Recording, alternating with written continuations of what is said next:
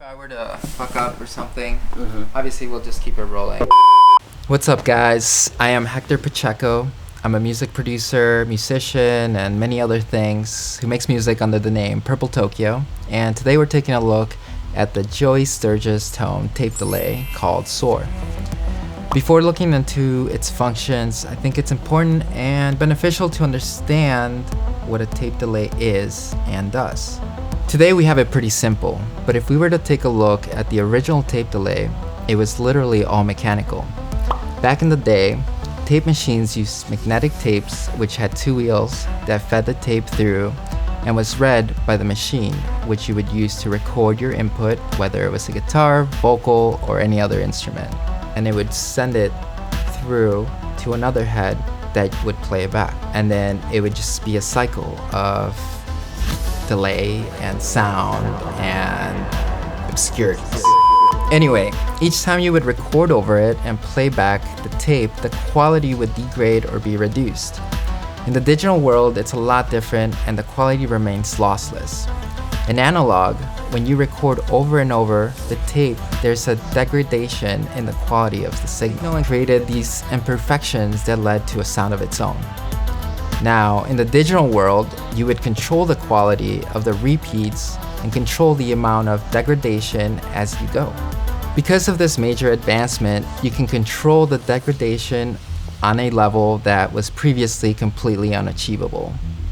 Also, because it was all mechanical, the machine itself would wear down. So not only would you have a degrade in signal, but the wheels would stop spinning properly and would create some quality issues as well. This was often referred to the flutter. And now, it can be reproduced with a high quality digital tape delay. The Joey Sturgis Tones tape delay, Soar, aims to reproduce these physical properties of the original tape delay. So let's approach this with a new set of ears and just dive right in.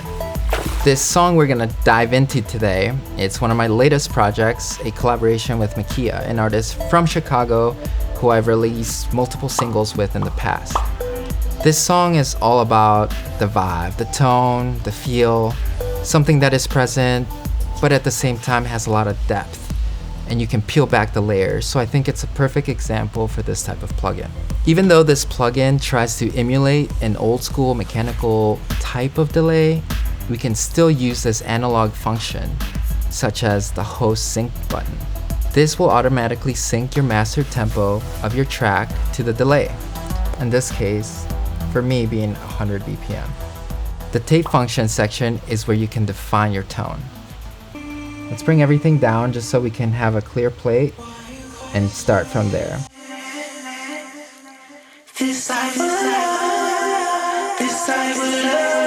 So immediately you start to hear this grain that is being caused by the plugin itself and the mix dry wet signal. And once we start incorporating some of the delay, you can start to hear how it starts to degrade. So let's turn this up.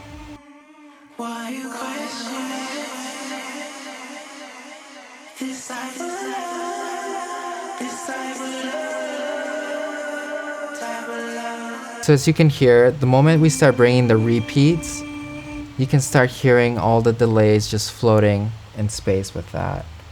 Once you start incorporating the age dial, that gives you more of a pure repetition feel and it creates more of a grain to it all. So let's take a listen. This is at 100. Why you question it?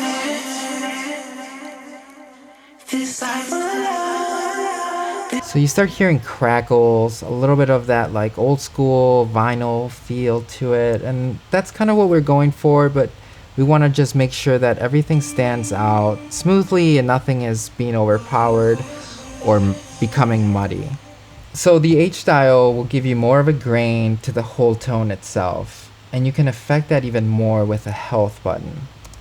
I find that I like my health to be at the minimal point for kind of the sound that I'm looking for. If we were to boost it all the way up, it just gives it more of this like pure delay. What we're looking for is, again, those little imperfections, something that gives you a little bit of a detuned feel, but it's also just very present in the mix. And it's all about finding that sweet spot with that. For me right now, I find that about 40% seems to be ideal. We can start messing with a flutter, and that flutter is, those wheels not spinning properly, which will also create this other effect. So you start hearing that kind of detune, delay. It's all a preference, it's all about getting that feeling out that you're really trying to convey with the vocals. And I think that's the most important thing about this song. It's all about a feeling and not necessarily the words. So I really find this delay plugin very useful for that. And I find that this is pretty much my sweet spot. This is kind of where I want it. And then we can try to mess with a dry and wet signal, which will, if we were to listen to this with everything going, so let's unsolo this vocal track. So that's full wet, which in most cases, that's ideal, right? But if we were to take it back, you're still hearing just so much happening.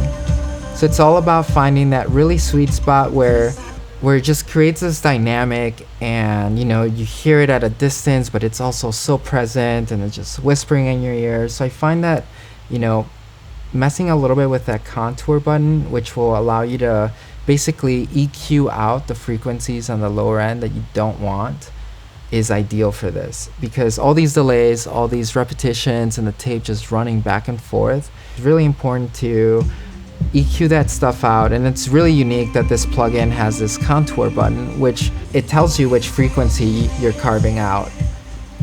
In this case, I can see in my EQ that a lot of my frequencies, lower end frequencies, are about 224, like 300, 2 to 300. And so right here you can see that I'm at like 230, and I find that that's the sweet spot for that. We can also be messing with the speed, which, you have the option from 15 to 30. And I find that 30 really emphasizes the tone a lot more, which I think the tone is fine. I think that this is the original feeling that I'm trying to create, and I find that 15 for me works best. Let's try to just get it as wet as possible, which kind of reduces the volume and the signal itself. So it's all about finding that spot where the vocals are just still gonna be above the whole mix, and then we'll just glue everything together. But it's all preference, so don't be afraid to just say this is my sweet spot and move on. I think it's really cool to approach this in a very experimental way. For me, this is kind of what works best. I would love to try this more on different instruments, but for me right now, I think that the vocals are something that I really wanted this tape delay to really bring out, and I think I've been able to achieve that with this plugin. So let's take a listen. This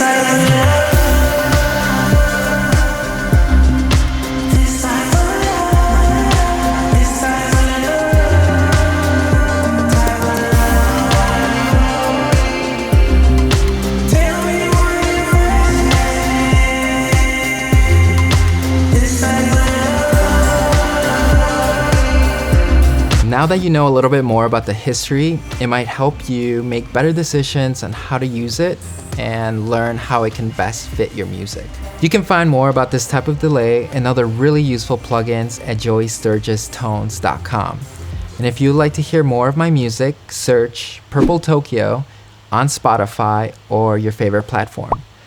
If you'd like to see more videos like this, let me know in the comments below.